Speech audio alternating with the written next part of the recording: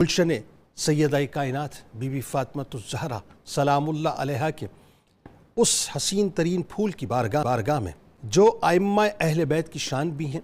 जो आइम्मा अहले बैत के 8वें इमाम भी हैं, जो सिलसिला जुनैदिया और सिलसिला कादरिया के इमाम भी हैं, जिनको अल्लाह तबारक व तआला ने बेइंतहा मकामात, बेइंतहा मनाजिल से और बेइंतहा रफ़अतों से नवाजा कि जो इल्म के शाहकार बन के भी उभरे, जो मार्फत के शाहकार बन के भी उभरे, जो ज़ुहद व तक़वा के शाहकार बन के उभरे, जो इबादात के भी शाहकार बन के उभरे, जो सब्र व रिज़ा के भी शाहकार बन के उभरे, जो आजिज़ी और इनकिसारी के भी शाहकार बन के उभरे, जो फ़हम व फ़िरासत के भी शाहकार बन के उभरे, जो खौफ खुदा के भी शाहकार बन के उभरे और जो मुसावात के भी शाहकार बन के उभरे। यानी जो मौलाए कायनात के, अगर मैं कहूँ तो गलत ना होगा, कि औसाफ़ हमीदा का एक मुकम्मल तौर पे चलता फिरता नमूना थे कि अल्लाह तबारक व तआला ने आपको ऐसे ऐसे औसाफ़ से और ऐसी ऐसी खूबियों से नवाजा था नाज़रीन कि यकीनन वो आप ही का वस्फ़ था। और क्यों ना होता कि जिनकी सिलेक्शन, ज़रा सोचिए कि अल्लाह तबारक व तआला का क्या आप पर इनाम है कि आपकी वालिदा की सिलेक्शन खुद सरकार मदीना सल्लल्लाहु अलैहि वसल्लम ने ख्वाब में फरमाई। यानी क्या मकाम और मर्तबा अल्लाह ताला ने आपकी वालिदा को अता फरमाया कि ज़ुहद व तक़वा और इबादत जो हैं उसमें आप यकता नज़र आती थीं। और फिर वालिद गिरामी की बात करें तो जिनके, यानी सोचिए कि जिनके सर अक़दस पर यह ताज सजा हो कि जिनके वालिद गिरामी बाबुल हवाइज हों, यानी इमाम मूसा काज़िम अलैहिस्सलाम हो, और इनके दादा जान यानी इमाम जाफ़र सादिक़ अलैहिस्सलाम। ज़रा सोचिए क्या मकाम और मर्तबा कि इमाम जाफ़र सादिक़ अलैहिस्सलाम ने भी आपके लिए बिशारत हज़रत इमाम मूसा काज़िम अलैहिस्सलाम को इस तरह से दी थी कि तुम्हें अल्लाह तबारक व तआला एक ऐसी औलाद अता करेगा जो आलिम आले मोहम्मद सल्लल्लाहु अलैहि वसल्लम होगा। तो मैं और आप उनके इल्म का या उनके मकाम का कैसे अहाता करेंगे साहब। यानी इमाम मूसा काज़िम अलैहिस्सलाम ने देख लिया था, आपकी चश्माने मुबारक देख रही थी कि वाक़यातन जो बिशारत मेरे बाबा जान ने मेरे बेटे के लिए, मेरे शहजादे के लिए दी है,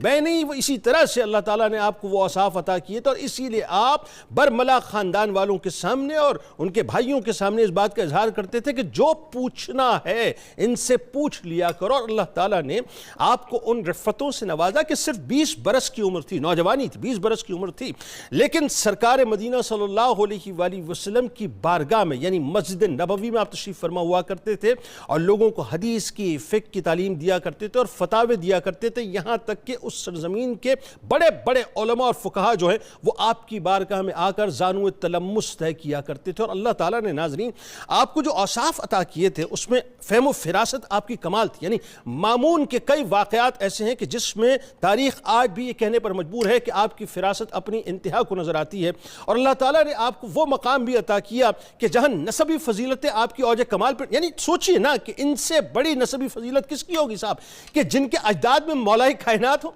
जिनके अजदाद में सैयदा कायनात हो, जो आले रसूल सल्लल्लाहु अलैहि वसल्लम की सनद से नवाजे गए हों, उनसे ज़्यादा नसबी फ़जीलत किसकी होगी। लेकिन इनकिसार का आलम यह था कि किसी भी वजह से आपको जो मामून की वली अहदी कबूल करनी पड़ी तो आप जाओ हशमत के दिलदादा न थे। यानी आलम यह होता था कि जब बादल का टुकड़ा गुजरता था तो वली अहद की ज़ुबान से जुमला निकलता था कि तू जा, जहाँ भी जाए, जिस जगह भी जाए, जब तू बरसेगा तो उससे जो पैदावार होगी, उससे जो खराज होगा, वो खराज हम तक पहुँचेगा। यानी रोम फारस जो है उनकी सल्तनतें हेश नजर आती हैं, लेकिन उसके बावजूद आपकी बारगाह में जो आपके खुद्दाम होते थे, आपके दरबान होते थे, आप उनको साथ बिठाकर खिलाया करते थे, कालीन को नहीं बिछाया करते थे, प्रोटोकॉल नहीं रखा करते थे। यानी आलम यह होता था कि आप जो है वो खुद फरमाते हैं कि मेरे आबा और अजदाद को जो शरफ हासिल हुआ है वो सिर्फ तकवा, परहेजगारी और अताअत खुदा की वजह से हुआ है। अल्लाह ताला ने सबको आज़ाद पैदा किया, सब आदम अलैहिस्सलाम हव्वा सलामुल्लाह अलैहा की औलाद हैं, लिहाजा हमें फ़र्क क्यों करना चाहिए। ये आपका मकाम और मर्तबा और आपका इंकिसार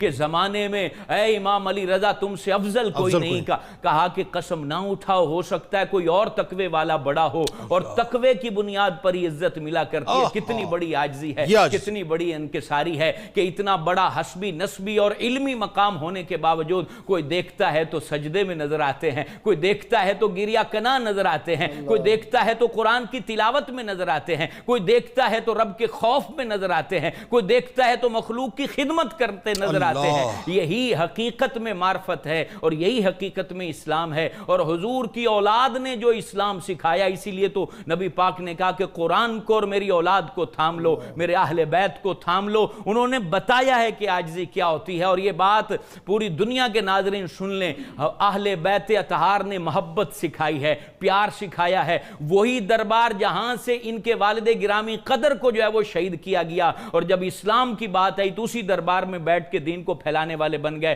تو پتہ چلا نفرت کو پھیلانے والا اہل بیت والا نہیں ہے, محبت کو پھیلانے والا اہل بیت والا.